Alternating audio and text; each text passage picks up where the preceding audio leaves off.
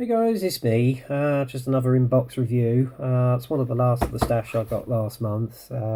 It's one I had my eye on. Reason being, it's a very iconic aircraft from the First World War. And obviously, as you can see from the box art, it mainly represents Manfred von Richthofen's aircraft, one of the highest scoring World War I air aces. I think he was claimed with around about 68 victories, but tragically, unfortunately, he was taken down by what they've always thought it was two Sopwith Camels, but the actual kill shot was from a lone sniper down in the trenches watching the air battle, and that has been proven on a program on Sky. I think I saw some years ago. It's a very, as I say, it's a very iconic aircraft. It was one of the fastest during the First World War. They basically got the design from a captured Sopwith triplane, which was down at around about February 1917. Took the ideas from that and did their own, hence the Fokker DR1. I think it was one of the most mass-produced aircraft during the First World War. And as I say, it was on the mount of very many well-known World War air aces. Bubble Co, I think, was one of them. Boulogne Voss was another. And obviously the more well-known Baron from Manfred von Richthofen, or as he was well known as the Red Baron because of his red aircraft. This kit actually comes with two options. One of Richthofen's familiar red aircraft, which you see there, or there's this one, which is Frederick Kemp's aircraft. I think he was in the same Yasta as Richthofen. I may be wrong. If I am, please leave a comment after this video. But as I say, this really didn't enter service until the very last year of the war, and it did have quite an effect until the SE5A came along. Anyway, without further ado, we'll get on with the review of the kit itself. As you can see, it's nicely boxed with a photograph of a replica of the aircraft on the front of Richthofen's aircraft. Then with the two colour options, it's in 1/48, and it is one of their weekend editions, which means that it doesn't come with any of their etch brass or goodies that they normally do. Having had a look at it myself when I first got it, I'm quite impressed with the level of detail on it, and it looks quite an easy build, so we will see.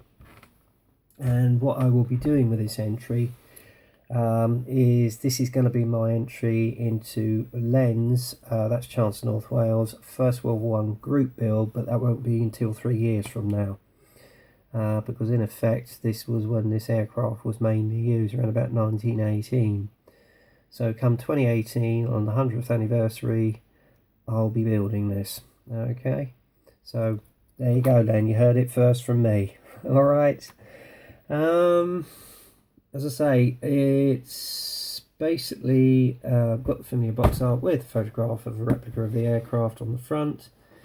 And if anybody's interested in the kit number, if they want to try and obtain one of these, it's 8492. I bought this one off eBay around about, I think about a month ago, at a very, very reasonable rate. So sell some on eBay if you can't get them from any model shop. On the other side of the box, you've got the colour options. You've got one of Richthofen's side view there, and then on Frederick Kemp's upper view from looking down on the wing, and another plan view there. And on the opposite side, you've got the added feature of fabric seat belts. Okay. Right, without further ado, we'll have a look inside what's in the box, and I'll just take the instruction sheet out, which is in pamphlet form. Now, the only thing is, I've got to make sure I basically have got this in the right order, because I've just done, this is my second take, and I made a right cock up of it in the first. So I'm ensuring this isn't going to happen this time. So there we go. Right, let me just double check. It does throw you a bit. Right.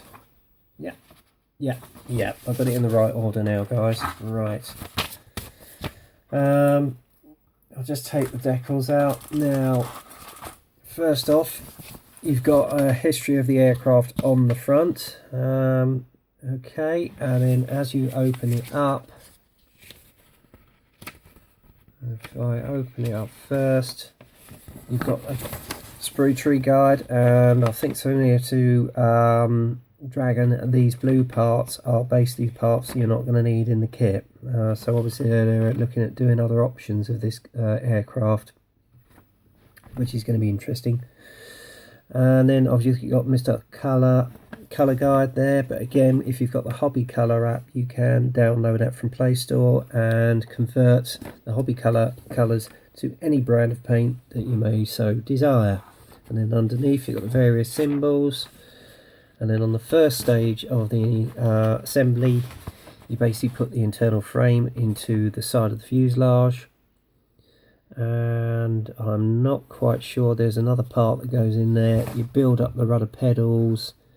Not quite sure what that part is, so bear with. Oh yeah, it's the actual control column. Add the control column to the undercarriage floor along with the compass and rudder pedals, and then add the seat, build up the seat and the backing, and you've even got a cushion cover, which is a nice touch. And then add that to the internal part of the fuselage along with the fuselage floor, and apparently there's a little vision port there as well which goes in. Add the fabric seat belts onto it, then put the fuel tank in, and Bob is your uncle. The next stage I think is where the ammunition pack goes in for the machine gun, which you see there. I'm not quite sure what that part is, but that's how it should all line up once it's assembled. Okay, and then obviously on the opposite side you put the internal frame in again. You've got the back part there, put the two fuselage together, and that's your fuselage done. Next stage is the upper engine mount. I think they're asking you to put decals on it, I think. What they're for, I have no idea. And then add the struts to the middle wing, as you can see there. Add the upper engine cover on, and add that to the fuselage along with the tailplane. Okay. And once that's done, you add the... I'm getting thrown again, guys, if you're there with me. You then add the lower wing on along with a block for the undercarriage, and I've got a feeling this is part of the fuel cable or tow cable. Then you put the rear skid on, add the airspeed indicator onto the lower wing, and then you go to the back of the fuselage, add the tail planes on along with the rudder. Okay, as you can see there, and then they got the assembly of the machine guns, which you can see there, which is beautifully detailed. Then assemble the two parts of the engine together, add the engine onto the back firewall along with the engine cover, add machine guns onto it, and then the next stage is... I'm not quite sure what that is, but you add it to the side of the fuselage. Again, I think these are the feed plates that actually go into the machine gun. You add them on. Add the little struts that go to where the upper wing is. Put the rudders on. Then put the upper wing down along with the mid cabane struts. Okay. And then you go into the assembly of the lower fuselage, which looks a little bit fiddly, so you may need a keen eye for that. Then obviously add the struts to the rear rudder, undercarriage onto the fuselage, add your propeller, and that's the assembly done.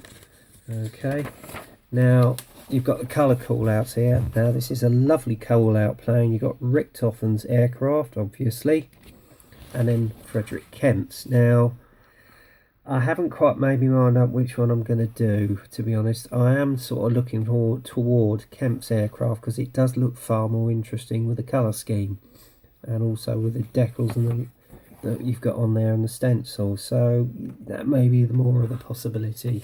Alright, and then at the back here you've got an indication where the stencils go on each of the wings. Alright. Very nice instructions, I have to say, and very clear and precise. Then in here in its own little bag you've got the seat belts, and look at the level of colour and detail on that. But the only thing I would suggest is when you cut them out, you've got to be extremely careful. Okay guys, now coming on to the sprues, they are all in one packet, which you can see here, and it's in a resealable packet, which I'm very pleased about. So I'm just going to take them out and we'll run through them. First off, you've got the upper wing, and look at the fabric detail on there, beautifully caught. It really is beautifully, absolutely beautifully moulded, particularly the middle strut for the undercarriage. I mean, you've even got where they've actually got all the fabric sewn up on there. That is beautifully caught. Okay, and then you've got actually, is it the upper wing? Yeah, it is the upper wing. Then you've got the mid wing, which you see there. Look again at the detail underneath it, beautifully caught. So yeah, I'm really pleased with that. And obviously you've got two options with the rear rudder. Why, I'm not quite sure. It depends on which version. Maybe they're going to bring out another version, who knows. And then obviously you've got the rudders which go on the wings. Again, the detail on them is superb, absolutely superb. If I catch it in the light, you can actually see it better. Hang on, you'll have to bear with me. I've actually got a new light, so there you go. Oh, sorry guys, I've got a bit of cramp in my hand then. That's the upper engine plate, which you can see there. There is a little bit of texture on that, which is nice. So that's the first sprue. Second sprue is obviously another, again, of the fuselage halves, and if you look inside, you've even got the control cables moulded onto the side of the wall there. Very nicely done. That's your undercarriage floor. As you can see there, if I put it around the other way, you can get a better look. Look at the detail on that, isn't that gorgeous? That's your undercarriage floor there, okay. Again, the level of detail on the wings is very nicely caught, okay. And your rear rudders. Then you've got the engine cover, which you can see there. And that's your rudder. Beautiful detail on that mould there. And I think that's that strut. And there's your wheels, as you can see there. Nicely detailed.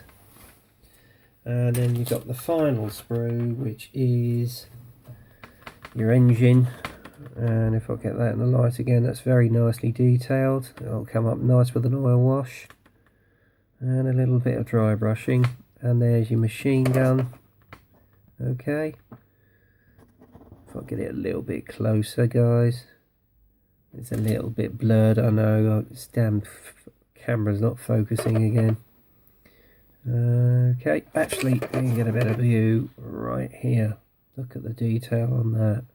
Isn't that beautiful? So there you go. And then you've got the internal frame, which you can see that goes on one of the fuselage sides. Okay. And what else? Let's have a little look here. Oh yeah, here's the seat. Your familiar bucket seat. And if I go onto the other side here, you've even got the cushion. Look at that. Isn't that nice? Very nicely detailed. And again, this section here, look at the way they've got all the stitching on the fabric. Superb. And even on the propeller, you've even got, if I get it in the light, you've even got the stain for the propeller on the wood. So there you go. Very nice kit, I have to say guys, and the level of detail, it's superb. So I'm quite looking forward to building this actually. When that'll be, I don't know. As I say, it's probably more than likely going to be about 3 years from now, but I thought I'd get this kit in because it was at such a damn good rate. And I've not done a lot of, well, to be honest, I've not done a lot of First World War aircraft, so it's going to be a first in one respect. So I'm just going to put all the sprues back in the bag, so you have to bear with me a minute guys. And there's 1, 2,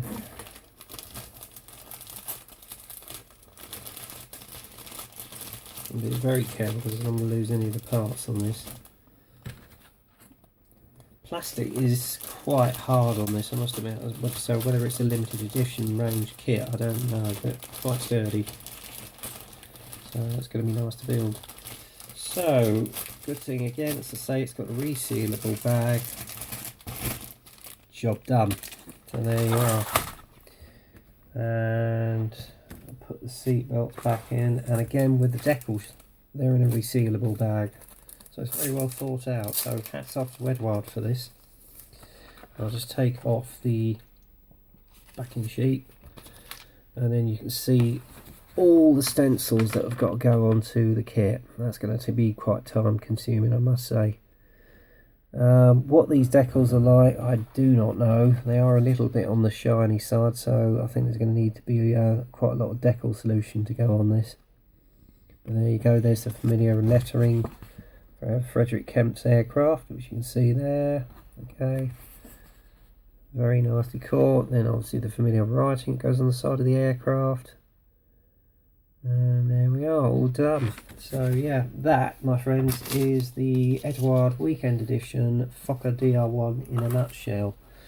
As I say, it looks a superb little kit. I've heard mixed reviews with Eduard kits in regard to fit shoes, etc.